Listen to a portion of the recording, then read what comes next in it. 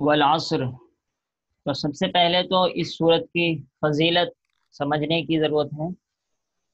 دو صحابی تھے، وہ جب بھی ملاقات کرتے اور ملاقات کرنے کے بعد جدائیگی کا وقت قریب آتا تو ایک دوسرے کو والعصر سنایا کرتے تھے، کیونکہ اس صورت میں پوری زندگی سے متعلق نصیحت ہے کہ تمام انسان خسارے میں، مگر چار لوگ وہ ہیں جو اس خسارے سے بچ جائیں گے، یعنی جس میں یہ چار باتیں پائی جائیں گی۔ نمبر ایک ایمان لائے، نمبر دو عمل کرے، نمبر تین دوسروں کو اس بات کی دعوت دے، اور نمبر چار پھر اس پر جمنے کی بھی دعوت دے۔ یہ نہیں کہ وقتی طور پر عمل کر لیا اس کے بعد چھوڑ دیا۔ تو اس وجہ سے وہ آپس میں ایک دوسرے کو یہ صورت سنایا کرتے تھے، تو ظاہر سی بات ہے اس سے اہمیت معلوم ہوتی ہے اس صورت کی۔ اسی طریقے سے امام شافعی علیہ الرحمہ مشہور امام ہیں، وہ فرماتے تھے کہ اگر قرآن کریم کی صرف یہی صورت نازل ہو جاتی تو ہدایت کے لیے کافی تھی، یعنی پورا قرآن نازل نہ بھی ہوتا لیکن صرف یہ صورت نازل ہو جاتی تب بھی انسان جو ہدایت حاصل کرنے والے ہیں وہ صرف اسی صورت سے ہدایت حاصل کر لیتے، یہ کافی صورت ہے ہدایت کے لیے۔ تو اس سے معلوم ہوا کہ اس صورت کے اندر کوئی اہم چیز ہے۔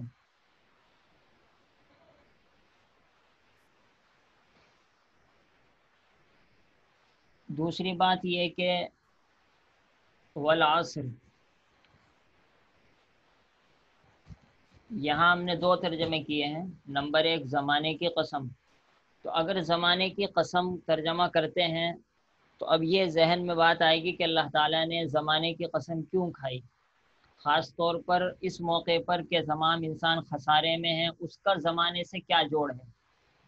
تو اس کی مفسرین نے بہت سی وجہ لکھی ہیں۔ مثال کے طور پر ایک وجہ تو یہ کہ خسارہ انسان کو زمانے ہی میں ہوگا، زمانہ چل رہا ہے، رات ہے پھر دن آئے گا، دن چلا جائے گا رات آ جائے گی، اس طریقے سے یہ زمانہ چل رہا ہے، گزر رہا ہے، اور انسان کی زندگی ختم ہوتی جا رہی ہے۔ تو گویا کہ انسان کا خسارہ اسی زمانے کے اندر پایا جاتا ہے۔ اگر اس زمانے کو صحیح استعمال کیا جائے تو یہی انسان کامیاب ہو جاتا ہے، اور اگر یہی انسان زمانے کو غلط استعمال کرتا ہے تو یہی ناکام ہو جاتا ہے۔ تو اس طریقے سے والعصر زمانے کی قسم اس وجہ سے کھائی گئی کہ زمانہ ہی کو اگر آدمی صحیح گزارے تو کامیاب ہے، اور زمانے کو اگر غلط اتارے تو غلط گزارے تو ناکام ہے۔ چنانچہ ہم یہ قرآن کریم پڑھ رہے ہیں، اللہ تعالیٰ اس کے اندر اخلاص عطا فرمائے، قبولیت عطا فرمائے، تو یہ یقیناً زمانے کو کامیاب بنانا ہے، اور اس کے ذریعے سے یقیناً ہم کامیاب ہوں گے۔ اور خدا نخواستہ موبائل لیا اور اس کے اندر غلط چیزیں دیکھنے لگے، یا اور دوسرے طریقے غلط استعمال کرنے کے جو ہوتے ہیں، اب ہم نے اس کو زمانے کو غلط استعمال کیا تو پھر خدا نخواستہ انسان خسارے میں چلا جائے گا۔ خسارے کا مطلب یہ نہیں ہے کہ اب ہم ایمان لے آئے تو ہم خسارے میں جا ہی نہیں سکتے، ہم تو ایمان لے آئے اور نیک عمل کر لیے، نماز پڑھ لی تو ہم خسارے میں جا ہی نہیں سکتے۔ نہیں، انسان کا خسارہ اور کامیابی، پروفٹ اور نقصان یہ ہر وقت ہے۔ والعصر کے اندر اس طرف ہی اشارہ کیا گیا کہ ہر زمانے میں اس بات کی طرف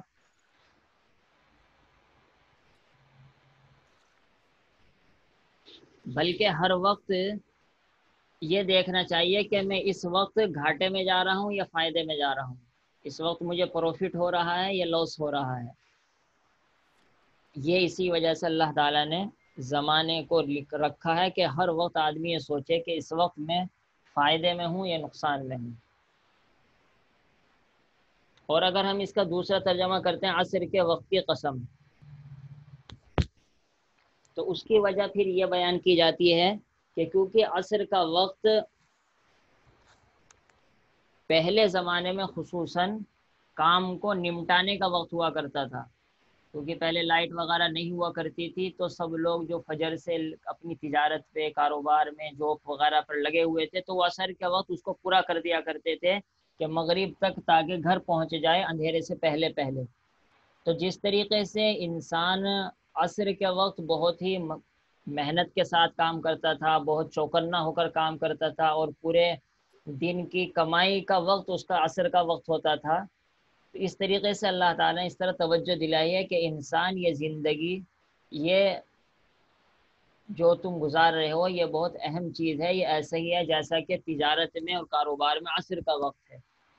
تو اگر ہم عصر کا وقت مراد لیں تو اس وجہ سے پھر یہ اس صورت کے شروع میں اس لفظ کو لانے کی یہ وجہ ہوگی کہ عصر کا وقت بہت اہم ہوتا ہے تجارت کے اعتبار سے، اور آگے اللہ تعالیٰ یہ فرمائے کہ انسان خسارے میں ہے۔ تو تم یہ مت سوچو اگر کاروبار میں فائدہ ہو گیا تو ہم کامیاب ہو گئے، نہیں، حقیقت میں کامیابی وہ ہے جو اللہ تعالیٰ نے آگے بیان فرمائی ہے۔ اس کے بعد اللہ تعالیٰ نے پھر قسم کھا کر فرمایا کیا بات ہے، کہ قسم تو کھائی، اس کے بعد جواب قسم ہے، یعنی قسم کھانے کے بعد کیا بات فرمائی کہ انسان تمام خسارے میں ہے۔ اس کی تفصیل میں نے ترجمے ہی میں بیان کر دی کہ لفظ اللہ کر یہ بتلا دیا گیا کہ ہندو ہو، مسلمان ہو، یہودی ہو، عیسائی ہو، وہ خسارے میں ہے۔ اور خسارے میں بھی ایسا جیسے کہ خسارہ اس کو چاروں طرف سے گھیرے رکھے ہے۔ اب آپ کو دیکھیے ذرا، کسی آدمی کو اگر خسارہ، لاس، نقصان چاروں طرف سے گھیرے ہوئے ہو، وہ کتنی فکر کے ساتھ زندگی گزارے گا، اور اس لاس سے اور اس نقصان سے نکلنے کی کتنی کوشش کرے گا۔ اسی طریقے سے انسان کو یہ سمجھنا چاہیے کہ اگر میں ایمان نہیں لایا، اور اگر میں نے نیک عمل نہیں کیے، اور دوسروں کو نصیحت نہیں کی، اور پابندی کے ساتھ خود شریعت پر نہ عمل کیا، تو یہ سمجھ لو میں خسارے میں ہوں۔ اس وجہ سے آدمی کو ہر وقت اس کی فکر لگی رہنی چاہیے۔ اس کے بعد فرمایا الا الذین آمنوا، ایمان والوں کا ہم اللہ تعالیٰ کا شکر ادا کرنا چاہیے کہ اللہ تعالیٰ ہم کو ایمان دیا، کہ خسارے کی جو پہلی شکل ہے اس سے تو الحمدللہ ہم نکل گئے۔ اور جو یہ کافر ہے، ہندو، یہودی، عیسائی، کچھ بھی ہوں، جو مسلمان نہ ہوں، وہ خسارے میں ہیں۔ تو انہیں دیکھ کر ہمیں رشک نہیں کرنا چاہیے، انہیں دیکھ کر تو ہمیں ترس کھانا چاہیے کہ بیچارے نقصان میں پڑے ہوئے ہیں، ٹوٹے میں پڑے ہوئے ہیں، گھاٹے میں پڑے ہوئے ہیں۔ ہمیں ان کو للچائی ہوئی نظروں سے نہیں بلکہ ترس کھاتی ہوئی نظروں سے دیکھنا چاہیے کہ ہم الحمدللہ خسارے سے نکل گئے، اور وہ جو کہ تو خسارے میں پڑے ہوئے ہیں۔ اور یہ اللہ تعالیٰ فرما رہے ہیں، کوئی دنیا کا تجربے کار بزنس مین نہیں کہہ رہا ہے۔ نمبر 2، وعامل الصالحات، نیک عمل کریں۔ یہ بہت اہم چیز ہمارے لیے ہو جاتی ہے کہ الحمدللہ ہم ایمان لاتے ہیں لیکن نیک عمل میں ہم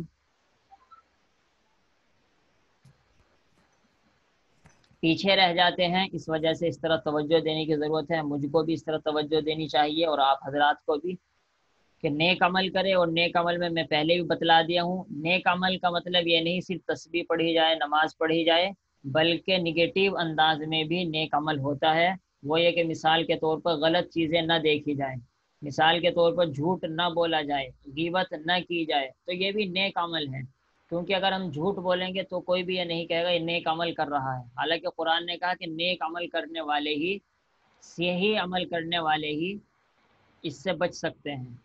تو نگیٹیو انداز میں گناہوں کو چھوڑنا بھی نیک عمل میں داخل ہے، اور پوزیٹیو انداز میں نماز پڑھنا، روزہ رکھنا، سچ بولنا، حلال کمانا، صحیح استعمال، نظر کا استعمال کرنا، دماغ کا صحیح استعمال کرنا، دوستی صحیح کرنا، غیر محرم سے ناجائز تعلق قائم نہ کرنا، یہ سب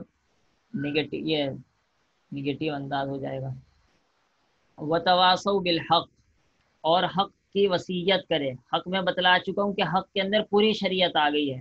حق کا مطلب یہ نہیں کہ صرف سچ بات کی وصیت کرے، یہ حق کا مطلب یہ نہیں صرف عقیدے کی وصیت کرے، بلکہ حق کے اندر پوری شریعت آ گئی۔ ظاہر سی بات ہے، قرآن پورا کا پورا حق ہے، وہ باطل نہیں ہے، جھوٹ نہیں ہے، غلط نہیں ہے۔ حدیث پوری کی پوری حق ہے، وہ باطل نہیں، جھوٹ نہیں، غلط نہیں۔ تو حق ایک ایسا لفظ ہے جو پوری شریعت کو حاوی اور شامل ہے۔ اس وجہ سے حق کا مطلب ہے ہر صحیح بات، شریعت کے مطابق بات لوگوں کو بتلائی جائے، اور ہر غلط بات سے روکا جائے۔ وتواصوا بالحق میں یہ شامل ہے۔ اور وتواصوا بالحق میں اللہ تعالیٰ نے ایک لطیف اشارہ کیا ہے کہ تم صحیح بات کی تبلیغ کرو، انشاءاللہ اسی سے برائی کٹ جائے گی۔ تو وتواصوا بالحق میں اشارہ ملتا ہے کہ اشارہ کیا بالکل صراحت ہے کہ آدمی کو اپنے ساتھ ساتھ دوسروں کا بھی خیال رکھنا چاہیے، خصوصاً اگر ماں اہل و عیال ہے تو میاں بیوی بچوں کا، یہ بھائی بہن کا آپس میں، ماں باپ کا، پڑوسیوں کا، رشتہ داروں کا، ملنے جلنے والوں کا حق کی شریعت کی وصیت کرنی چاہیے۔ اور نمبر 4 وتواصوا بالصبر، صبر کی وصیت کرنی چاہیے، صبر کی نصیحت کرنی چاہیے آپس میں، لیکن صبر کا مطلب وہ نہیں ہے جو ہم سمجھتے ہیں۔ ترجمے میں یہ آدھی بات آئی تھی کہ صبر کے معنی ہے پابندی، اور پابندی کے صبر کے علماء نے 3 مطلب لکھے ہیں۔ اس کو عربی میں کہا جاتا ہے صبر علی الطاعت، صبر عن المعصیت، صبر علی المصائب، علی المصیبت۔ نیکی پر جمنا 1، برائیوں سے بچنا 2، اور حالات پر صبر کرنا 3۔ یہ تینوں باتوں کو ملا کر صبر کہا جاتا ہے عربی زبان میں۔ تو گویا کہ اصل صبر یہ ہے کہ آدمی نیکی پر جم جائے، یہ نہیں کہ آج جوش ہے تو نماز پڑھ لی، بلکہ نفلیں بھی 20 پڑھ لی اور اوابین بھی پڑھ لی، 50 بھی پڑھ لی، اچھی بات ہے، پڑھنی چاہیے، لیکن اس کی وجہ سے یہ نہیں کہ کل کو سست ہو کر بیٹھ جائیں۔ تو نمبر 1 صبر کے اندر یہ بھی چیز داخل ہے کہ پابندی کے ساتھ آدمی عمل کرے۔ اسی وجہ سے حدیث شریف کے اندر آتا ہے خیر العمل ما دیم علیہ، اور اسی طریقے سے دوسرے الفاظ بخاری شریف میں آئے احب الاعمال الی اللہ ادومها وان قل ادومها کانا، کہ اللہ تعالیٰ کے نزدیک سب سے بہترین عمل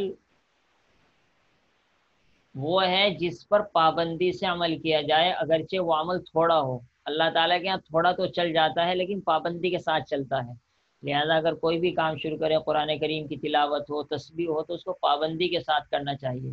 اور یہ قرآن کریم کی یہ جو کلاس ہے یہ بھی ایک عمل ہے، آپ صرف اس کو یہ نہ سمجھیں کہ یہ اسکول کی طرح، کالج کی طرح کوئی فن پڑھایا جا رہا ہے، صرف یہ علم کی طرح نہیں، یہ عمل ہے۔ اس سے تو ہماری پوری زندگی انشاءاللہ سدھرے گی، اور یہ نفل پڑھنے سے، تسبیحات پڑھنے سے بڑھ کر عمل ہے۔ قرآن کریم کو صرف سیکھنا، یہ کوئی صرف سیکھنے کا ثواب نہیں، بلکہ اس میں نفلوں سے زیادہ ثواب ملتا ہے بشرطے کہ نیت صحیح ہو۔ تو ایک صبر کا مطلب ہے کہ طاعت پر پابندی کی جائے، یہ نہیں کبھی کر لیا کبھی نہیں کیا، سستی کے ساتھ کام نہیں کیا جاتا، پابندی کے ساتھ کام کیا جاتا ہے، ہاں کم کیا جا سکتا ہے۔ نمبر 2 ہے گناہوں سے بچنا، یہ بڑا خطرناک صبر ہے۔ گناہوں کی عادت کو چھوڑ دینا یہ اصل صبر ہے، جو بہت مشکل ہے۔ مثال کے طور پر اپنی نظر کا صحیح استعمال کرنا، آج کے دور میں سب سے بڑی صبر کی شکل تو یہی ہے کہ آدمی موبائل پر اپنی نظر کا صحیح استعمال کرے۔ اور تیسری شکل یہ ہے صبر کی پابندی کرے، مثال کے طور پر نہیں، تیسری شکل یہ ہے کہ حالات پر، مصیبتوں پر صبر کریں، جو ہم صبر سمجھتے ہیں وہ تیسری شکل ہے عربی میں اور قرآن میں اور شریعت میں۔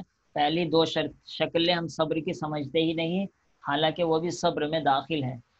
بیمار ہو گئے تو گلے شکوے نہ کرے، اللہ تعالیٰ سے یہ کہے کہ اللہ تعالیٰ میں بیمار ہو گیا ہوں، میں لیکن آپ سے گلے شکوے نہیں کرتا، یقیناً میں بیمار ہونے کا مستحق ہوں، لیکن آپ اپنے فضل و کرم سے مجھے صحت عطا فرمائیں۔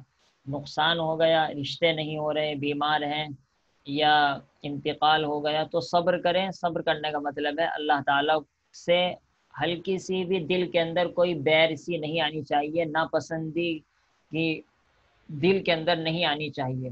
تو یہ صبر کی تیسری شکل ہوتی ہے۔ نصیحت تو آپ کے سامنے آئی گئی تفصیل کے ساتھ، اس کو الگ بیان کرنے کی ضرورت نہیں ہے، اس وجہ سے آج نصیحت کا ٹاپک تو ختم ہی کر دیتے ہیں۔ باقی آپ کو جو کوئی سوال کرنا ہو، کوشچن کرنا ہو تو وہ کر لیجیے۔